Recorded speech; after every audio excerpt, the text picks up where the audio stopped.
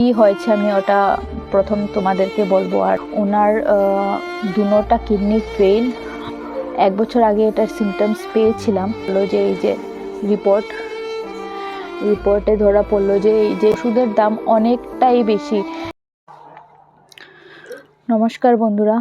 তো বন্ধুরা, আমার ইন্ট্রোডাকশন আমি প্রথম দিয়ে দিই। আমার নাম হচ্ছে টুম্পা মণ্ডল। আমি একজন হাউসওয়াইফ, আর আমি আসাম শিলচরেতে থাকি। আর এই ভিডিওটা আমি কেন বানাচ্ছি, আমি এই ভিডিওটা বানাচ্ছি হেল্পের জন্য। আমি চাই যে তোমরা সবাই আমাকে সাপোর্ট করো প্লিজ। তোমরা সবাই সাপোর্টের খুব দরকার, খুব প্রয়োজন আমার। টাকা পয়সার কথা বলছি না, আমি বলছি যে তোমরা আমার এই ভিডিওটা সাবস্ক্রাইব করে এই ভিডিওটা দেখে আর আমার চ্যানেলটা সাবস্ক্রাইব করে দিও প্লিজ। কারণ এখন আমি একটাই মানে রাস্তা খুঁজে পাচ্ছি যে ইউটিউব থেকে অনেকেই অনেক মানে ভালো সাপোর্ট পেয়ে থাকে। তো তার জন্য আমি ভাবলাম যে আমিও একটা ভিডিও বানাই। আর থ্যাঙ্কস টু দিয়া নাগ, উনি সাহায্য করছেন, আমাকে একটু সাপোর্ট করছেন। তো থ্যাঙ্কস টু ইউ দিয়া নাগ, উনি আমার বোনের মতো। তো তোমাদেরকে এখন আমি দেখাচ্ছি আর কি হয়েছে আমি ওটা প্রথম তোমাদেরকে বলবো। আর সরি ফর আমি শুদ্ধ মানে একদম পিওর বেঙ্গলিতে কথা বলতে পারছি না, কারণ আমার ল্যাঙ্গুয়েজটাই আলাদা। তোমরা যারা শিলচর আসামে থাকো তোমরা জানো যে আমাদের ল্যাঙ্গুয়েজটা সিলেটি। তো হচ্ছে কি, আমার শাশুড়ি মার একটা মানে রোগে আক্রান্ত। ওনার দুটোটা কিডনি ফেল, আর এটা আমরা বুঝতে পেরেছি। এটা প্রায় 1 বছর আগে থেকে সিমটমস পেয়েছি আমরা। 1 বছর আগে এটার সিমটমস পেয়েছিলাম, কিন্তু আমরা বুঝতে পারছিলাম না যে এটা কেন হচ্ছিল। আর এই 1 মাস আগে আরবার এই সিমটমসটা ধরা মানে দেয়। তারপর 1 মাস আগে আমরা খেয়ে দিয়ে সবই ঘুমিয়েছিলাম, আর আমার শাশুড়ি মাও খেয়ে দিয়ে ঘুমাচ্ছিলেন। আর আধা রাত্রে মানে মাঝরাতে আমার একটা ননদ আছে, তো ও আমাদেরকে ডেকে বলে যে মার শরীরটা অনেক খারাপ করেছে, তোমরা তাড়াতাড়ি এসো। তারপর আমরা গেলাম ওনার রুমে। গিয়ে দেখলাম ওনার মানে শ্বাস নিতে অনেকটা প্রবলেম হচ্ছে, মানে শ্বাস নিতে পারছেন না উনি। অনেক মানে অস্থির করছিল ওনার শরীরে। তো আমরা দেখে অনেকই ভয় পেয়ে গেছি। তারপর আমরা ভাবলাম যে এটা মানে এমনিতে হচ্ছে। তারপর আমার হাজব্যান্ড বলে যে মার তো 1 বছর আগেও এরকম হয়েছিল, তখন আমরা ডক্টর দেখিয়েছিলাম। ডক্টর দেখিয়ে উনি একজন ডক্টর ছিল, এখনও আছেন উনি। তো উনি বললেন যে ওষুধ লিখে দিলেন। ওনার বিপিটা অনেক বেশি, 200 190 এরকম ছিল, আর তো অনেক বেশি ছিল। তারপর উনি বিপির ওষুধ যে থাকে ওটা দিয়ে দিলেন, আমার শাশুড়িকে দিলেন। আর কিছু দিলেন না উনি, কোনো মানে টেস্টও মানে লিখে দিলেন না। যদি উনি 1 বছর আগে টেস্ট লিখে দিতেন তাহলে মানে আমাদের এরকম, আমার শাশুড়ি মার এরকম হতো না। তো যাই হোক, তারপর আমরা কি করলাম যে আমার মাকে মানে শাশুড়ির মাকে আমি হসপিটাল নিয়ে গেলাম।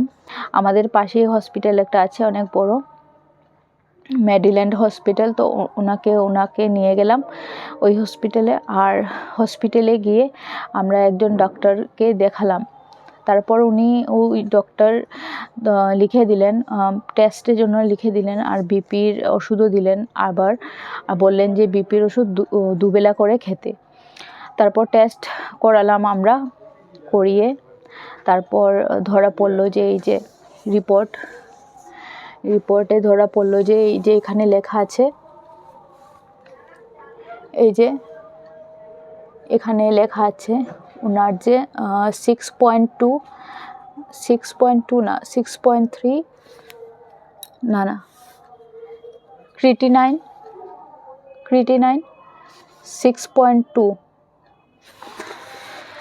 ধরা পড়লো, মানে কিডনি পুরো লাস্ট স্টেজে আছে, কিছু করার নেই।